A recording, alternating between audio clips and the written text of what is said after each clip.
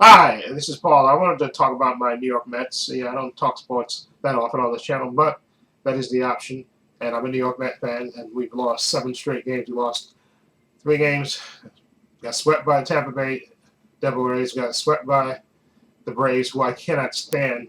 The same. I have a whole history of just can't not standing them, and playing in Atlanta has been a kind of a house of horrors for the Mets for as long as I've been a Met fan. They got swept down there too when they should have.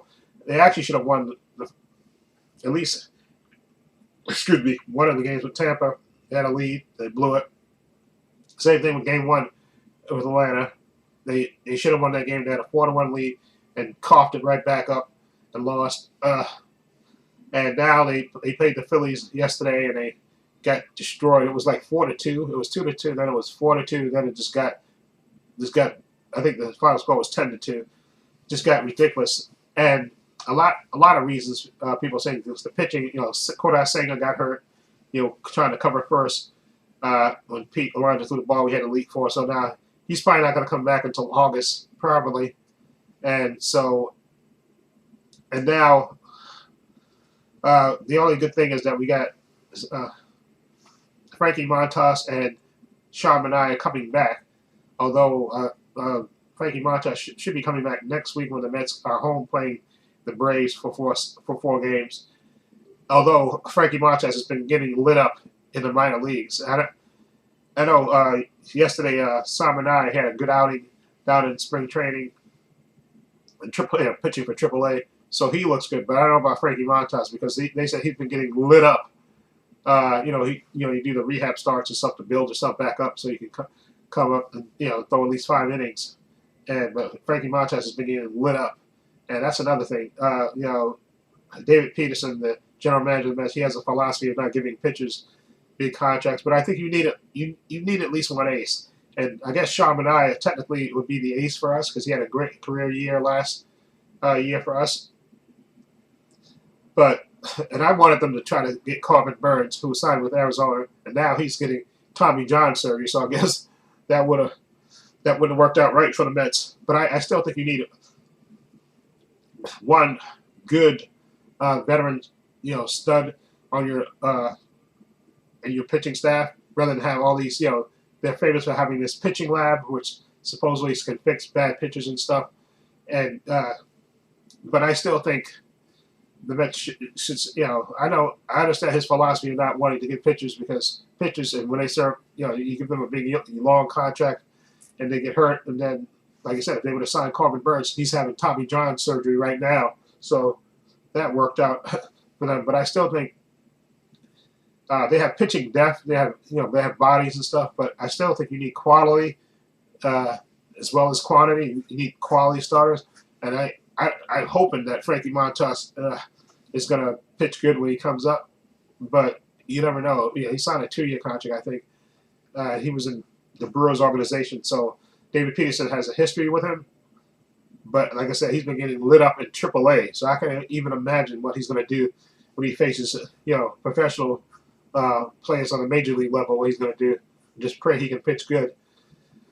But also it's the Met hitting. I think because a large part of the early success of the team this year has been their pitching. The starting pitching has been really good, and their bullpen has been pretty good. But now it's kind of catching up to them. I think a lot of the relievers are pitching way past a lot because a lot of the starters don't give you length. They don't go into the 6th or 7th inning a lot. So he used Carlos Mendoza uses a lot of relievers. So a lot of the relievers are getting used more than they should be, and I think it's kind of catching up to them. But something that's always been there has been the Mets not hitting in with runners in scoring position. I think it's actually atrocious how they do it, and I don't even see why they have a hitting coach because obviously they don't listen to him because this guy, I think Eric Lopez, that's his name, I think, the hitting coach, they don't even listen to him because the Mets are horrible at getting runners over or hitting runners. They don't move guys over. Okay, when they have opportunities to score, they just don't do it. They strike out or either pop up. They don't know how to hit with runners in scoring position. And I don't know how you don't see that and address it with the team. Exactly. I don't know how our college knows it doesn't address it with the team. So listen, you got to get better at moving runners along so you can score easy runs. Okay, if you got a runner on second and no out, you got to be able to score that guy. You got to be able to hit a ground ball to move the runner over, or bunt to get him over, or hit a fly ball to get him move. You got to be able to do that. You can't just strike out. It just looks horrible. Okay, and the Mets are infamous for not moving runners over. I think they're almost next to dead last in trying to do that. And again, I know sometimes the hitting coaches used to get the blame for it, and a lot of times they do but I think a lot of times the players, they don't even listen to the hitting coach. They have their own. But the Mets have a lot of hitters that, again, I don't know who they're listening to, but they're absolutely horrible. Like the catcher, he's absolutely horrible. He came up as a rookie, he hit 23 home runs, Alvarez, but now it looks like his swing is too long. He looks like he's trying to hit a home run every time he's up, and he strikes out way too much. Okay, I don't know who his hitting coach is. Okay, or who. I know he got hurt and stuff, and then he came back with the Mets, but he looks like he's always trying to hit a ball out. His swing is way too long. Okay, and he looks like he's always trying to hit a home run, and he strikes out way too much and doesn't move the runners along. Just absolutely horrible. Okay, and the thing is that Torrance, the other catcher, the backup catcher, is just a better hitter. Okay, he's gotten big hits in the Mets this season. He's a good defensive catcher as well. Okay, I just think you just need to. I don't see how you don't see it and just address it with the with the hitting coach. Say, listen, okay, pull him to the side, pull Alvarez to the side, and somebody work with him trying to shorten his swing. Okay, because he looks absolutely horrendous. And Mauricio, who they brought up, who can play third, shortstop, and I think second base as well. He's a better left-hand hitter than right, but he cannot hit a breaking ball to save his life. And the word is out on him. All you got to do is throw him breaking pitches, and he will not. And he's a terrible right-hand hitter. I don't know why they make him a switch hitter, because I think he should be a left-hand hitter. That's his better side, but he has a hole in his swing. All you got to do is throw him breaking pitches, and he will swing.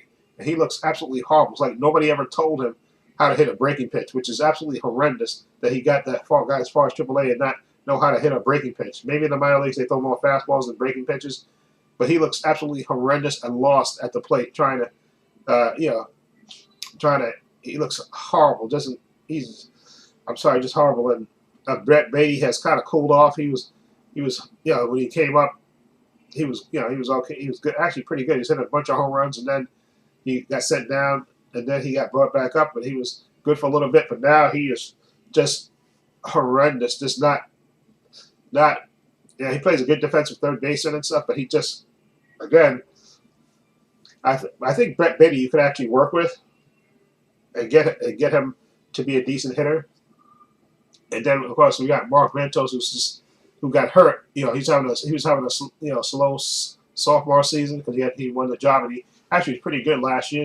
But now he got hurt, and then so now should be on his way back. I think when the Mets come back home again, I think he should get off the disabled list, because I think they're going to send Mauricio down, and they'll bring up Vientos, and hopefully Vientos will have a good second half of the season. Okay, because I remember last year he got some big home runs and big hits in the playoffs for the Mets. So hopefully, I'm hoping he has a good second half of the season, turning around. And Azuna, he's basically just there for defense and speed. He's another guy that can't hit to save his life, and he hasn't been starting. He's basically, his development as a hitter has been getting stymied because they got too many infielders, and he's been just coming in to pitch run for people and play defense. But he needs to learn how to hit. He's another guy who just hacks at the ball and has no concept of what he's doing at the plate.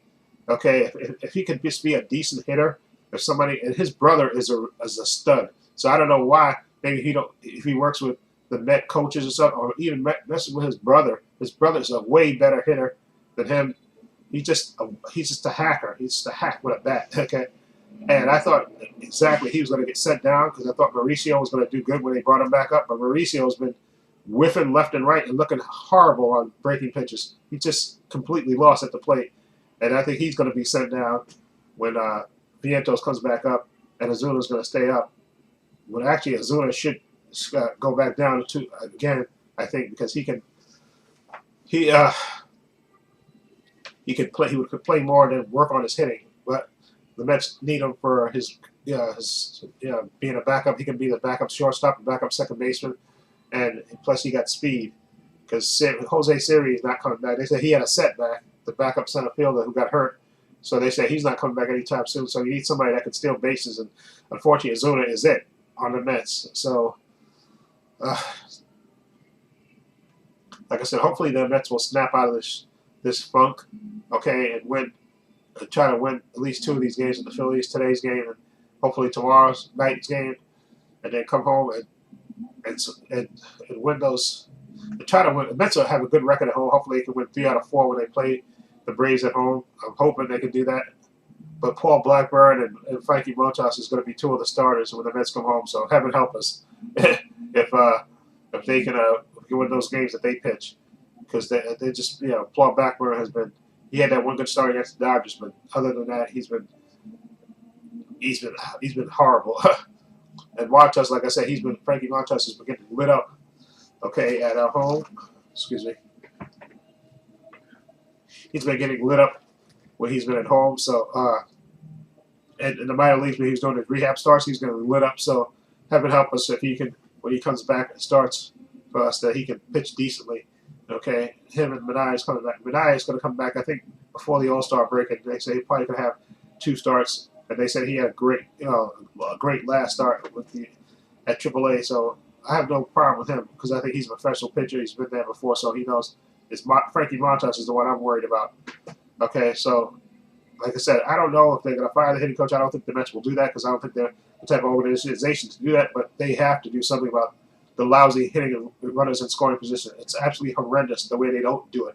Okay, and somebody has to take the fall for that. I think either it's Mendoza has got to stress to his hitters that, or they got to get a new hitting coach who stresses hitting with runners in scoring position. Maybe Eric Lopez, the hitting coach, needs to be fired, and they need to bring someone on with a different philosophy. That's my opinion. Anyway, let me know what you think about this whole Mets struggling now, whether it's the starting staff. I know they keep saying that the Mets are probably going to make trades during the deadline, maybe get a center fielder, maybe a starting pitcher, maybe a reliever.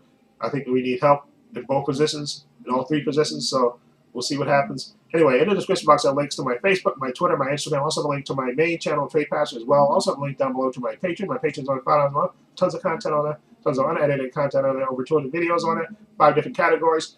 You get 5, what did I say? 5 categories, and you get 5-minute preview clips, excuse me, of all the content that's on there.